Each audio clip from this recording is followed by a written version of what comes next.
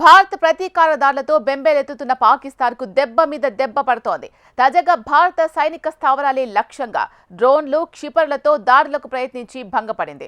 అదే సమయంలో పాకిస్తాన్లోని గగనతల రక్షణ వ్యవస్థలను లక్ష్యంగా చేసుకుంది భారత్. లాహోర్లోని ఎయిర్ డిఫెన్స్ వ్యవస్థ ధ్వంసమైపోయింది. కాగా ఆపరేషన్ సింధూర్లో జైషే మహమ్మద్ చీఫ్ మసూద్ అజర్ కుటుంబ సభ్యులతో పాటు కీలక ఉగ్రవాది అబ్దుల్ రవూఫ్ అజహర్ కూడా హతమయ్యారు. భారత్ దాడుల వేళ చైనా సరఫరా చేసిన రక్షణ వ్యవస్థలు ఏమాత్రం పనిచేయకపోవడంతో విలవిల్లాడిపోయింది పాక్. పహల్గామ్ ఉగ్రదాడికి ప్రతీకారంగా భారత్ చేపట్టిన ఆపరేషన్ సింధూర్ ధాటికి షాక్ గురైంది పాక్. భారత్ దాడి చేస్తే ఎదుర్కొనేందుకు సర్వసన్నద్ధంగా ఉన్నామని ప్రగల్భాలు పలికిన పాకిస్తాన్కు కీలక సమయంలో తన రక్షణ వ్యవస్థలోని లోపాలు అర్థమైపోయాయి. అర్ధరాత్రి తర్వాత భారత్ ఒకేసారి 9 లక్ష్యాలపై కేవలం 25 నిమిషాల వ్యవధిలో దాడి చేసిన పాక్ పసిగట్టలేకపోయింది. భారత సైన్యం ప్రయోగించిన క్షిపణుల్ని, డ్రోన్లను అడ్డుకుని కూల్చివేయలేకపోయింది. పాకిస్తాన్ గగనతల రక్షణ వ్యవస్థల్లో అత్యధికం చైనా నుంచి కొనుగోలు చేసినవే కావటం, వాటి నిర్వహణలో అనేక సమస్యలుండటం పాక్కు శాపంగా మారుతోంది. వాటిని సరిచేసే పరిజ్ఞానం పాక్ సైనిక సిబ్బందికి సరిగా లేకపోవటం, అన్నింటికీ చైనాపై ఆధారపడటం వల్ల తరచూ ఎయిర్ డిఫెన్స్లో గ్యాప్స్ ఏర్పడుతుంటాయి. చైనా నుంచి కొనుగోలు చేసిన చాలా వ్యవస్థలపై పాక్ సైనికుల్లో సరైన అవగాహన కూడా లేదు. ఎయిర్ డిఫెన్స్ అనేది అందరూ సమన్వయంతో చేయాల్సిన పని. వివిధ విభాగాల మధ్య సమన్వయం సరిగా లేదు. వెరసి తమ గగనతలాన్ని కాపాడుకోవటంలో పాక్ తరచూ విఫలమవుతోంది. పాకిస్తాన్కు ఇటీవల ఆర్థిక ఇబ్బందులు పెరగటం వల్ల వీటి మెయింటెనెన్స్ కూడా సరిగా లేదు. 2019లో భారత మిరాజ్ యుద్ధ విమానాలు పాకిస్తాన్లోని బాలాకోట్లోకి ప్రవేశించి అక్కడి ఉగ్రవాద శిబిరాలపై దాడులు చేశాయి. అప్పుడూ కనిపెట్టి అడ్డుకోలేకపోయింది. 2022 మార్చిలో భారత్కి చెందిన ఒక బ్రహ్మోస్ క్షిపణి సాంకేతిక తప్పిదం కారణంగా పాక్ గగనతలంలో 110 కిలోమీటర్ల మేర ప్రయాణించింది. అయినా పాక్ ఎయిర్ డిఫెన్స్కు ఎంతమాత్రం తెలియలేదు.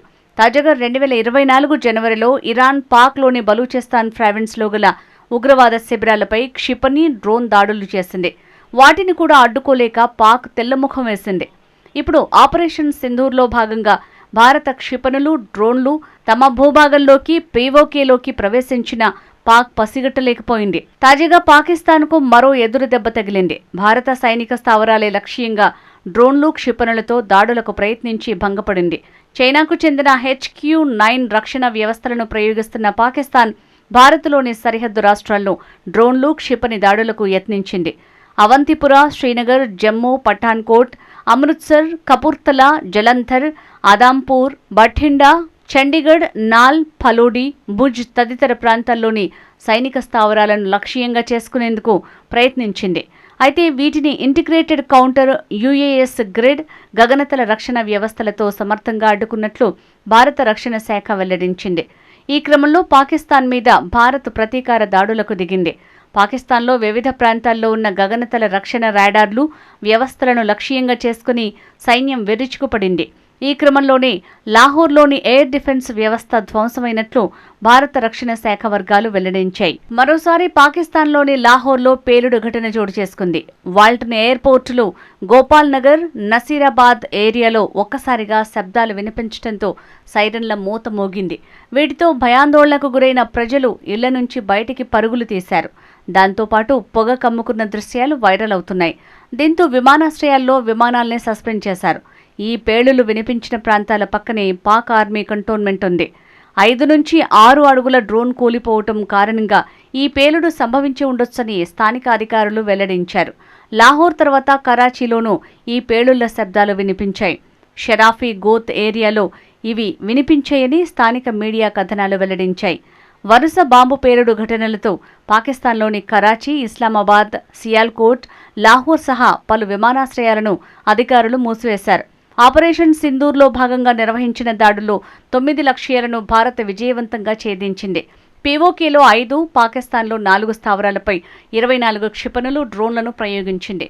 దాడుల్లో 80 మంది ఉగ్రవాదులు మరణించారని, 60 మంది గాయపడ్డారని ప్రకటించింది.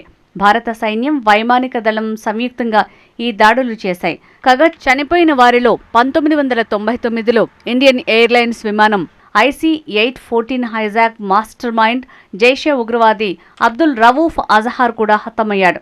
బహవల్పూర్లోని మర్కజ్ సుబాన్ కాంప్లెక్స్ పై భారత్ విరుచుకుపడింది. ఈ దాడిలో జైషే మహమ్మద్ చీఫ్ మసూద్ అజర్ కుటుంబ సభ్యులు, సన్నిహితులు కలిపి 14 మంది మరణించారు. రవూఫ్ అజహార్ పలు ఉగ్రదాడుల్లో నిందితుడు. వాల్ స్ట్రీట్ జర్నల్ పత్రిక జర్నలిస్ట్ డేనియల్ పెర్ల్ హత్యలో ఇతడు కూడా ఉన్నాడు. 2002లో ఉగ్రవాదంపై రీసెర్చ్ చేస్తున్న పెర్ల్ కొంతమంది మత పెద్దలను కలిసేందుకు పాక్లోని కరాచీకి వెళ్లాడు. కాందహార్ హైజాక్ సందర్భంగా ఉగ్రవాదులు విడిపించిన ఒమర్ షేక్ ఓ హోటల్ నుంచి పెర్లుని కిడ్నాప్ చేసి హత్య చేశాడు. 1999లో జరిగిన IC-814 విమాన హైజాక్లో కూడా రవూఫ్ అజహార్ హస్తం ఉంది. 5గురు పాక్ ఉగ్రవాదులు నేపాల్లో ఇండియన్ ఎయిర్లైన్స్ విమానాన్ని హైజాక్ చేసి కందహార్కు చేర్చారు.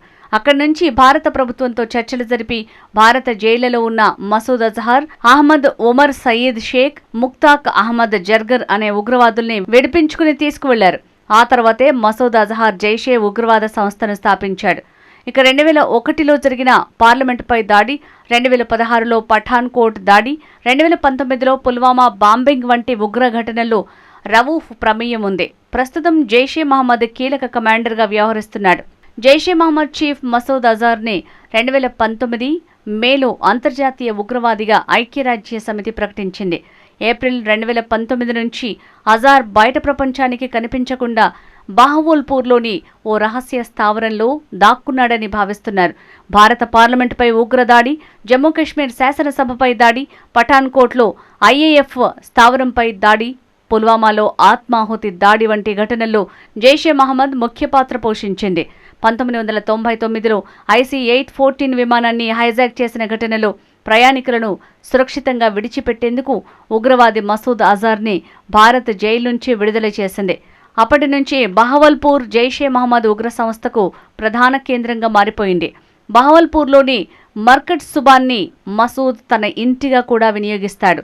ప్రస్తుతం జైషే నంబర్ 2గా ఉన్న ముఫ్తీ అబ్దుల్ రవూఫ్ అస్గర్, మౌలానా అమర్ ఇతర కుటుంబ సభ్యులు కూడా దీనిలోనే ఉంటున్నట్లు సమాచారం. దాదాపు 600 మంది ఉగ్రవాదుల ఇళ్లు కూడా ఈ క్యాంపస్లోనే ఉన్నట్టు తెలుస్తోంది. ఉగ్ర స్థావరాలపై భారత్ చేసిన దాడులకు ప్రతిదాడులు చేసే హక్కు తమకు ఉంటుందని ప్రకటించింది పాకిస్తాన్. భారత్ రుద్దిన ఈ యుద్ధానికి సరైన సమాధానమిచ్చే హక్కు తమకు ఉందని ప్రధాని షెహబాజ్ షరీఫ్ వ్యాఖ్యానించారు. ఇది యుద్ధచర్యేనని పేర్కొన్నారు. శత్రువుతో ఎలా వ్యవహరించాలో తమ సైన్యానికి తెలుసని పేర్కొన్నారు. జాతీయ అసెంబ్లీలో ఆయన మాట్లాడుతూ భారత్ దాడుల్ని వెంటనే ఎదుర్కోవటంలో తమ సైన్యం బాగా పనిచేసిందని కితాబిచ్చారు. 5 ఫైటర్ జెట్లను పాక్ దళాలు కూల్చివేశాయని తెలిపారు. రఫేల్ను నిర్వీర్యం చేశాయని వివరించారు. గత రాత్రి 80 భారత యుద్ధ విమానాలు దాడులకు వచ్చాయని, తమ సైన్యం వాటిని విజయవంతంగా అడ్డుకుందని షెహబాజ్ తెలిపారు. అయితే దీనికి సంబంధించిన ఆధారాలను ఆయన వెల్లడించలేదు. మరోవైపు ఈ ఆరోపణల్ని భారత్ కొట్టిపడేసింది. అసలు తమ యుద్ధ విమానాలు పాక్ గగనతలంలోకి వెళ్లలేదని స్పష్టం చేసింది.